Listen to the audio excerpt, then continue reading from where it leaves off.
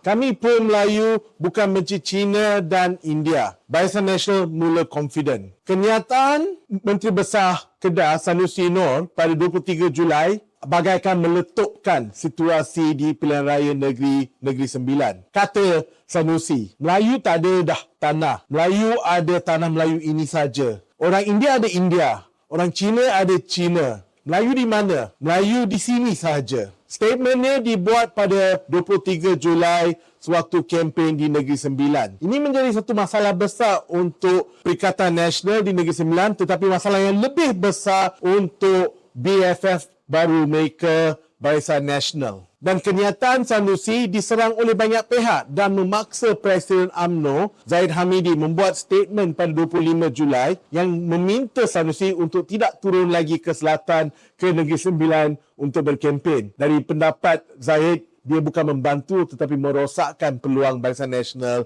di Negeri Sembilan. Dalam pilihan raya Negeri Sembilan, Barisan Nasional bertanding di 25 kerusi, manakala Perikatan Nasional Rakan Strategik Barisan Nasional akan bertanding di 11 kerusi. Di Negeri Sembilan, hanya 55% pengundi adalah pengundi Melayu. Hampir keseluruhan pucuk pimpinan UMNO mengutuk Sanusi oleh kerana statement dia, kecuali seorang sahaja dalam UMNO iaitu Ketua Pemuda UMNO Akmal Saleh.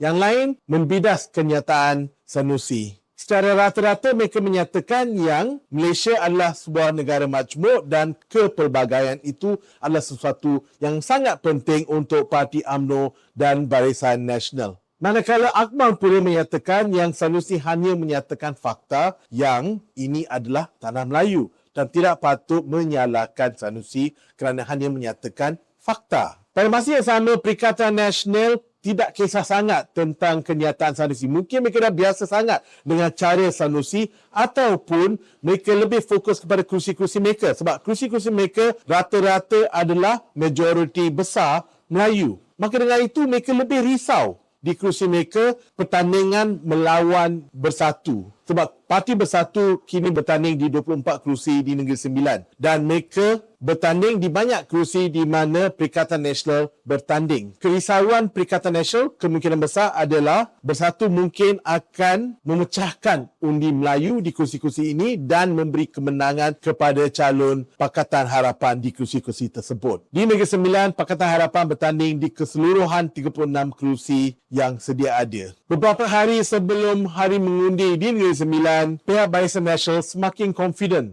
yang mereka akan mendapat sokongan secukupnya daripada masyarakat Cina. Rasanya pendapat Barisan Nasional adalah selepas isu Sanusi ini hilang, isu yang lebih besar adalah kekecewaan masyarakat Cina terhadap Pakatan Harapan dan juga yang ada ramai yang tidak akan hadir untuk mengundi pada hari pengundian. Dan memang inilah masalah besar untuk Pakatan. Mereka risau yang turnout pada hari Sabtu ini, Ogos 1, adalah tidak cukup. Kita akan lihat apa yang berlaku pada hari pengundian.